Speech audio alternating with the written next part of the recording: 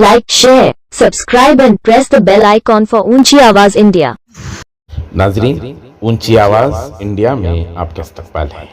मैं हूं आपका मेज़बान इब्राहिम नफीस।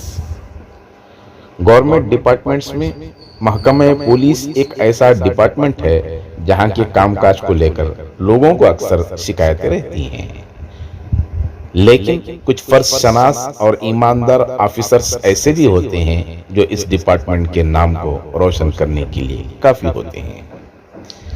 शहर के केजीहल्ली के ट्रैफिक सब इंस्पेक्टर मोहतरम आर सुरेंद्रा का आज रिटायरमेंट का दिन था, लेकिन अक्सर लोगों की आंखें आबदीदा थीं और आंखों से आंसू रवा थे।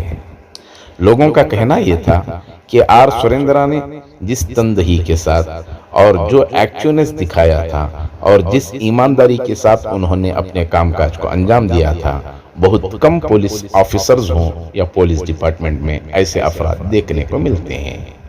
हिंदू मुस्लिम इत्तेहाद की और एकताई का सबूत देते हुए उन्होंने हमेशा हिंदू मुस्लिम इत्तेहाद को फरोग दिया है और कभी कोई भेदभाव किए बगैर हमेशा अपने डिपार्टमेंट के साथ इंसाफ किया है।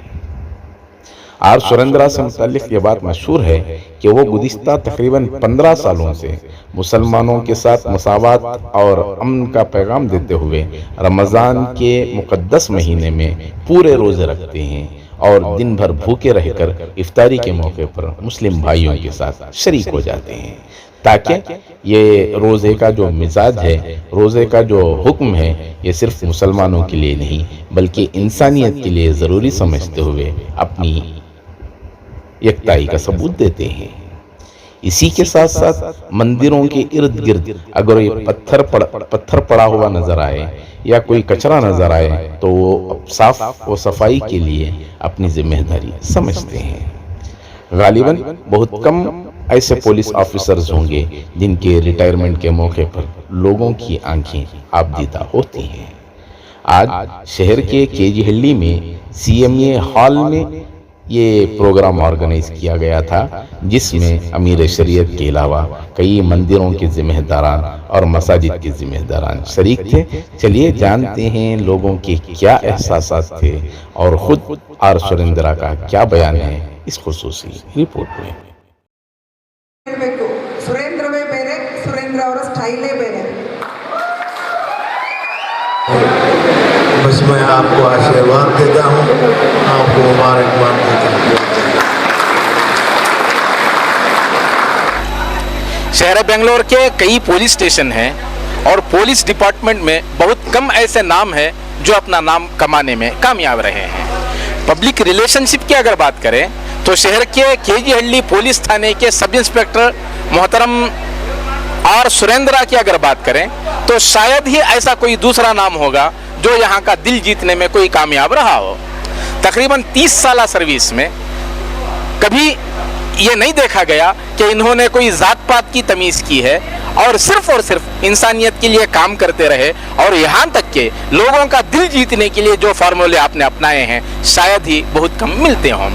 आज केजीहल्ली पुलिस थाने से इनका रिटायरमेंट है और इस हाल में तकरीबन 1000 लोग थे जो हिंदू मुस्लिम की एकताई का सबूत देते हुए, जहां मंदिरों के टेम्पल्स के जिम्मेदार यहां मौजूद थे, वहां मसाजिद के जिम्मेदार भी आए थे और इनकी मोहब्बत का जीता जागता सबूत आज देखने को मिला। चलिए जानते हैं मोहतरम सुरेंद्र जी से कि इस सिलसिले में जो एक्सपीरियंस इनका रहा और लोगों का जो तालमेल है, जो कम्युनिकेशन है, ऐसा कम्युनिकेशन न्यू जनरेशन के लिए आप क्या पैगाम देना चाहेंगे, जो पुलिस में भर्ती जवान हैं इनके लिए क्या मैसेज रहेगा, जानते हैं मोहतरम सुरेंद्र जी से।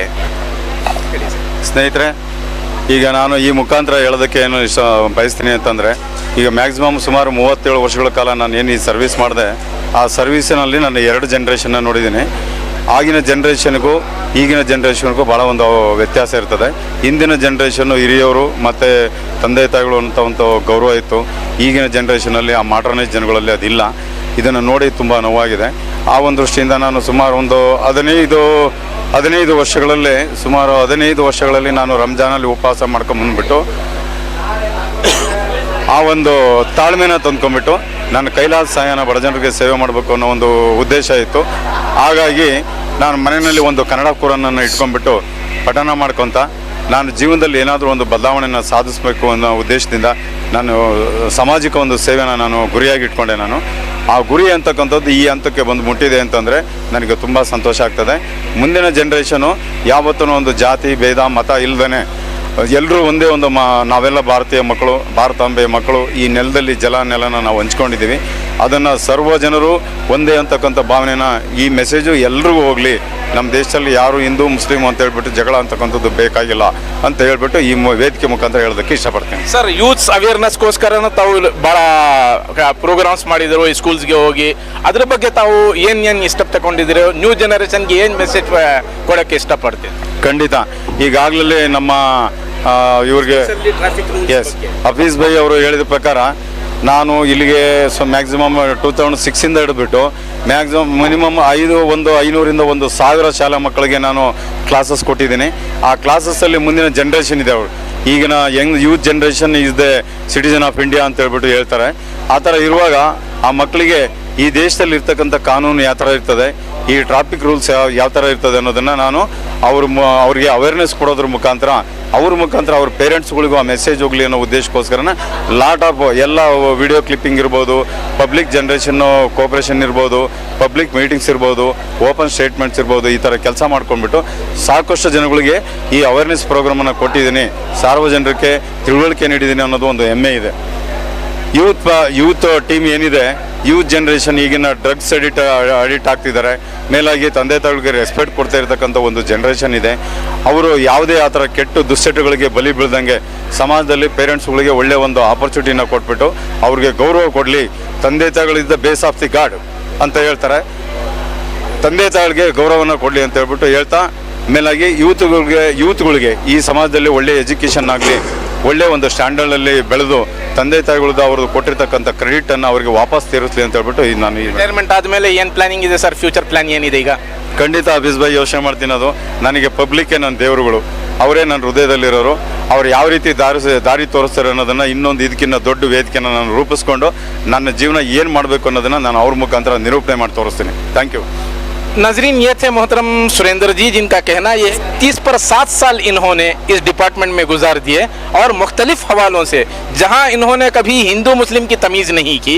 और वहां एक स्पेशलिटी ये भी है कि तकरीबन 15 सालों से ये रमज़ान के महीने में मुसलमानों के साथ मिलकर पूरी तरह रोज़ा इख्तियार कर लेते हैं और मुसलमानों के साथ मिलकर इफ्तारी के मौके पर शरीक हो जाते हैं और बताते हैं कि यही एक इत्तेहाद का मौजू मिलता है, यही एक इत्तेहाद का पैगाम मिलता है। और जहाँ ये मुसलमानों से करीब हैं, वहीं ये भी देखा जाता है कि हिंदुओं से करीबतर होने के लिए कभी मस्जिद के पास, किसी मंदिर के पास खड़े होकर कोई पत्थर आ गया है या कोई कचरा पड़ गया तो उसे साफ करने के मनाजिर भी हमने देखे हैं। यकीनन ऐसे बहुत कम जियाले हैं जो समाज के लिए ऐसे काम अंजाम देते हैं।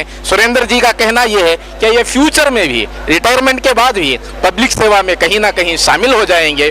देखना यह है कि ऐसे ऑफिसर्स के नक्शे कदम पर चलते हुए जो न्यू जनरेशन है और नौजवान जो पुलिस जवान हमारे नजर आते हैं, वो इनके फॉलोअर्स किस हद तक आगे बढ़ने में कामयाब रहते हैं, ये आने वाला वक्त ही बताएगा।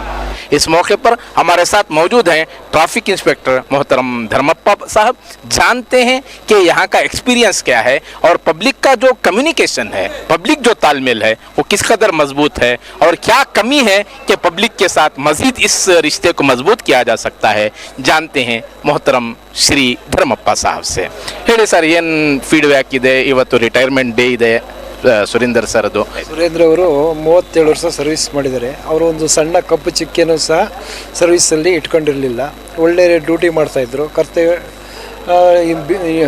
ಕರೆಕ್ಟಾಗಿ ಬರ್ತಾಯಿದ್ರು, ಒಳ್ಳೆ ಸರ್ವಿಸ್ ಮಾಡಿದ್ರು. ಜನಸಂಪರ್ಕ ಜಾಸ್ತಿ ಇತ್ತು. ಪಬ್ಲಿಕ್ ಸಾರ್ವಜನಿಕರ ಸಂಪರ್ಕ ಅಂದರೆ ಒಳ್ಳೆ ಸಂಬಂಧ ಇಟ್ಕೊಂಡಿದ್ರು. ಉತ್ತಮ ಸೇವೆ ಸಲ್ಲಿಸಿ ಈ ದಿನ ರಿಟೈರ್ಡ್ ಆಗ್ತಾಯಿದ್ದಾರೆ. ಸರ್, ಇವ್ರದ್ದು ಒಂದು ಆ್ಯಕ್ಟಿವಿಟಿ ನೋಡಿದರೆ ಪಬ್ಲಿಕ್ ರಿಲೇಷನ್ಶಿಪ್ ಭಾಳ ಸ್ಟ್ರಾಂಗ್ ಇತ್ತು ಇವ್ರದ್ದು. ಬಟ್ ನ್ಯೂ ಜನರೇಷನ್ರಲ್ಲಿ ಅಷ್ಟು ಅವೇರ್ನೆಸ್ ಇರಲ್ಲ, ಸ್ವಲ್ಪ ಎಲ್ಲಿನ ಹೆಚ್ಚು ಕಡಿಮೆ ಇರುತ್ತೆ. ಏನು ಹೇಳೋಕ್ಕೆ ಇಷ್ಟಪಡ್ತೀರ? ಅವರು ಪಬ್ಲಿಕ್ಕಲ್ಲಿ ಒಳ್ಳೆ ಸಂಬಂಧ ಇಟ್ಕೊಂಡಿದ್ರು. ಏನೇ ಸಮಸ್ಯೆ ಬಂದರೂ ಸಹ ಪಬ್ಲಿಕ್ನ ಒಳ್ಳೆ ರೀತಿ ಮಾತಾಡಿಸಿ ಸಂಪರ್ಕ ಇಟ್ಕೊಂಡಿದ್ರು.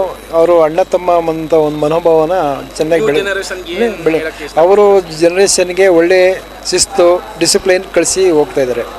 ನ್ಯೂ ಜನ್ರೇಷನ್ ಏನು ಮಾಡ್ತಿದ್ದಾರೆ, ವೇಗವಾಗಿ ಕೆಲಸ ಮಾಡೋಕ್ಕೆ ಹೋಗ್ತಾರೆ. ಅದು ತಪ್ಪು. ಒಳ್ಳೆ ನಿಧಾನಗತಿಲಿ ಒಳ್ಳೆ ಜನಗಳ ಹತ್ರ ಸಂಬಂಧ ಇಟ್ಕೊಂಡು ಹೋಗೋದು ಒಳ್ಳೆಯದು. ಪಬ್ಲಿಕ್ ರಿಲೇಷನ್ಶಿಪ್ ಅಂದರೆ ಪಬ್ಲಿಕ್ ಜೊತೆ ಬೆರಿಬೇಕು. ಪೊಲೀಸು ನಾವು ಒಳ್ಳೆ ರೀತಿ ಸಂಬಂಧ ಬೆಳೆಸ್ಕೋಬೇಕು. ಯಾವುದೇ ಸಭೆ ಸಮಾರಂಭಕ್ಕೆ ಹೋಗಿ ಅವ್ರ ಹತ್ರ ಸಂಬಂಧ ಬೆಳೆಸ್ಕೋಬೇಕು. ಅವ್ರನ್ನೇ ನಾವು ಒಂಥರ ದೂರ ಬಿಡಬಾರ್ದು. ಅವ್ರನ್ನ ನಮಗೆ ಅವರು ಒಳ್ಳೆ ಸಂಬಂಧ ಇಟ್ಕೊಂಡು ಹತ್ತಿರದಲ್ಲಿ ಒಳ್ಳೆ ರೀತಿ ಮಾತಾಡ್ಸ್ಕೊಂಡಿದ್ರೆ ಅವ್ರ ಸಂಬಂಧ ಚೆನ್ನಾಗಿ ಬೆಳೆಯುತ್ತೆ. नाजरीन, हमारी ये रिपोर्ट आपको कैसी लगी हमें ज़रूर इत्तला करें, और अभी तक आपने हमारा चैनल सब्सक्राइब नहीं किया है तो सब्सक्राइब कर लें और नीचे घंटी के बटन को दबाएं ताकि हर नोटिफिकेशन आप तक बराबर पहुंचे। शुक्रिया।